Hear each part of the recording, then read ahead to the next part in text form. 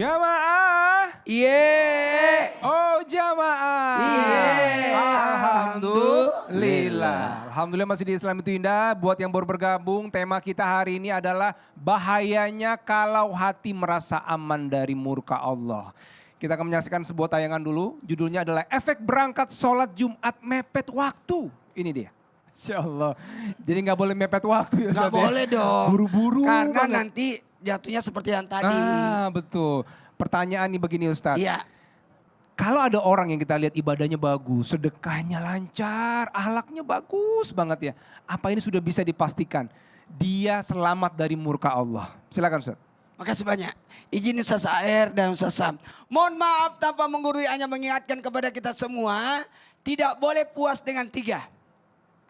Jangan puas dengan ibadah. Karena ibadah itu prosesnya panjang. Sah tidaknya, diterima tidaknya, bertahan tidaknya. Itu. Kemudian yang kedua, jangan puas dengan ilmu. Tambah terus ilmunya. Karena kita butuh jalan. Kadangkala kita butuh solusi, mentok lagi, kita cari lagi yang lain. Yang ketiga, jangan puas dengan sedekah. Begitu pula, sedekah kan kita tidak tahu, ada 5 syaratnya. Ikhlas yang terbaik, sasaran tepat, yang menyakiti, jangan mengungkit. Itu juga bahaya, sedekah kan bisa jadi sah tidaknya, diterima tidaknya. Nah ternyata kalau ada yang berkata, ih rajin sedekah, suka ibadah, apakah ada jaminan dia tidak dapat murka? Kita lihat dulu. Yang tahu masuk surga atau tidak, yang tahu selamat atau tidak, cuma Allah. Tidak ada yang tahu. Kita ini tidak tahu apakah penghuni neraka atau penghuni surga. Insya Allah penghuni surga semua. Cuma mampir dulu di neraka. Jangan. Nah, itu yang pertama, kita tidak tahu. Kita tidak boleh merasa aman. Tidak boleh. Jatuhnya nanti kesombongan. Minggir. Orang ahli ibadah mau lewat. Kan gitu. Gak boleh ya Bu. Mentang-mentang ibu sudah masuk TV. Pulang-pulang dari sini. Saya sudah jamaah Islam Tindak dari TV. Itu jangan. Jangan ya Bu. Tahu-tahu gak pernah disorot. Karena merem. Yang kedua. Ikhlas gak? Nah, jangan sampai kita ibadah, rajin salat, rajin ibadah, tapi ikhlasnya. Ini kan kita tidak tahu ikhlas tidaknya. Kemudian sasarannya, tawakal Allah. Bertawakal kepada Allah. Serahkanlah hidup dan mati. Serahkan.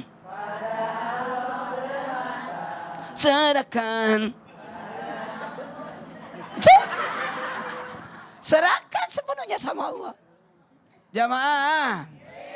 Ternyata 1 tadi hanya Allah yang tahu. 2 harus ikhlas dalam ibadah. 3 sasarannya tawakal enggak, bertahan atau tidak. Tapi 1 lagi nih.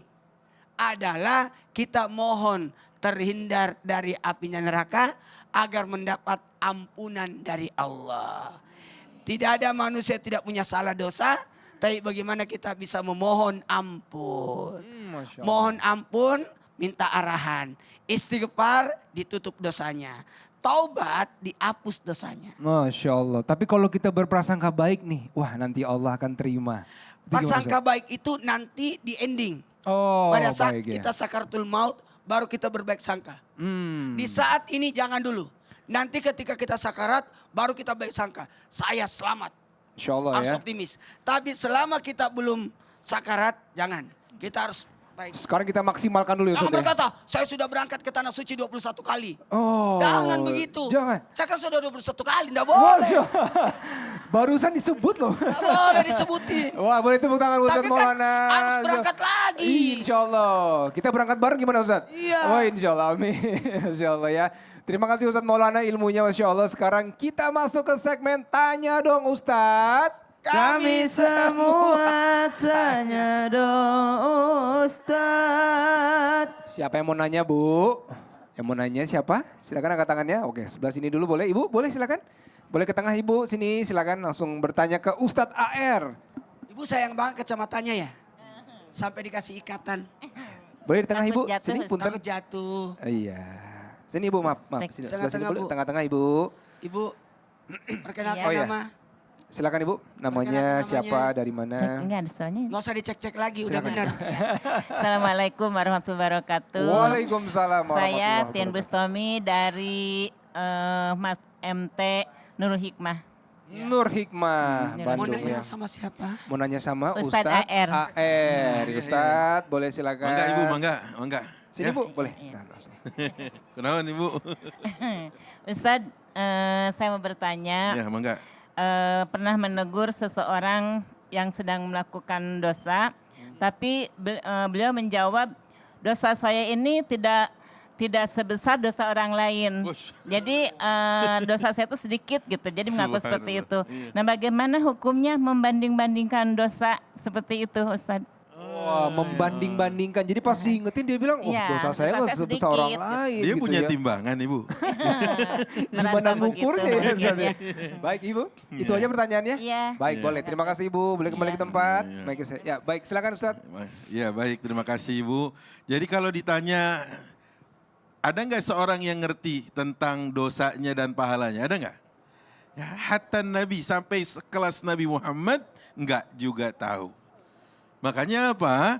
Pada saat seseorang imannya menyala dengan baik, kalau dia takwanya berfungsi dengan benar, dia tidak akan pernah melihat dosa kecil itu kecil. Tetapi seberapa kalau dia bilang tuh seberapa tidak bersyukurnya dia di hadapan yang maha besar. Ya, orang-orang beriman itu begini, dia tidak melihat ini dosa kecil ini, enggak. Tapi kepada siapa dia berbuat dosa ini dia yang menjadi hal penting. Makanya Hasan Al-Basri mengatakan, orang beriman melihat dosa kecil itu sesuatu yang sangat besar, lebih besar dari gunung. Ya. Tetapi orang munafik melihat dosa besar sekali seperti apa? Dia melihatnya seperti seekor lalat. Lalat besar atau kecil Bu?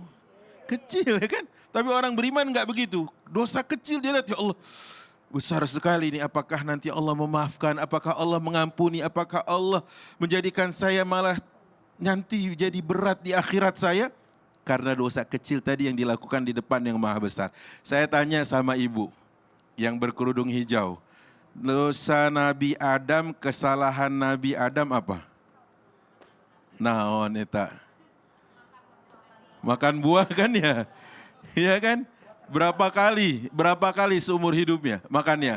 Sekali kan? Taubatnya berapa tahun Ibu? Taubatnya saya dengar dalam bacaan para ulama di dalam tafsir terkait dengan surat ini, surat Al-A'raf, Rabbana zalamna anfusana wa illam taghfir lana wa tarhamna lanakunanna minal khasirin. Taubatnya 40 tahun cuma makan buah terlarang. Kita 40 tahun berdosa, taubatnya sekali.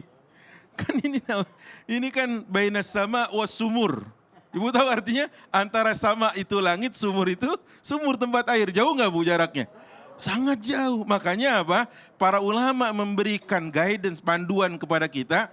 Orang beriman melihat dosa kecil itu besar bagi dia. Karena khawatir Allah tidak memberikan ampunan kepadanya. Tapi orang munafik melihat dosa yang besar sekali, laksana lalat yang kecil dan tidak bermakna di hadapannya. Itulah makanya kalau ada orang ngomong kayak gitu, saya mau balik tanya, apa dia punya timbangan di rumah?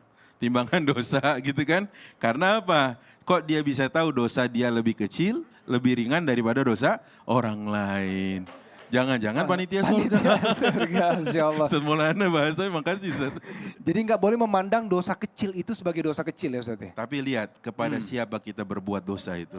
Kepada Itu. siapa kita berbuat dosa. Baik, Masya Allah. Terima kasih Ustadz AR. Jadi dosa sekecil apapun tetap harus ada proses taubatnya ya Bu ya. Masya Allah, semoga Allah ampuni segala dosa-dosa kita. Amin ya Rabbal Alamin. Sekarang kita langsung bertanya ke Ustadz Syam. Siap Bang Dude. Ustadz Syam. Iya. Ustadz, kalau dulu ada orang yang bilang nih, kalau dulu saya bikin kesalahan, itu rasanya beban di hati nggak tenang, Nyesek.